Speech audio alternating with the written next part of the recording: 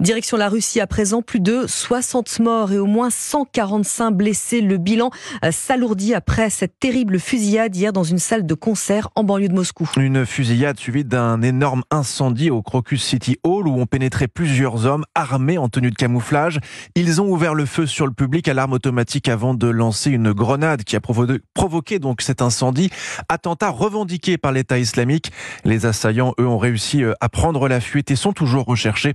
La Russie qui avait déjà connu une série d'attaques terroristes en 2002, en 2004 et 2010, mais la guerre en Ukraine a un peu éclipsé une réalité pourtant bien présente. Écoutez Sergueï Girnov, ancien membre du KGB, expert en relations internationales et en renseignement. La guerre en Ukraine focalise notre attention sur d'autres thématiques, mais le terrorisme international et le terrorisme islamiste n'est pas du tout enlevé d'actualité en Russie. À mon avis, ça ne va absolument rien changer sur le front en Ukraine, mais en revanche, Poutine sera obligé de proclamer, un état d'urgence par rapport à cette menace terroriste dans plusieurs villes de Russie.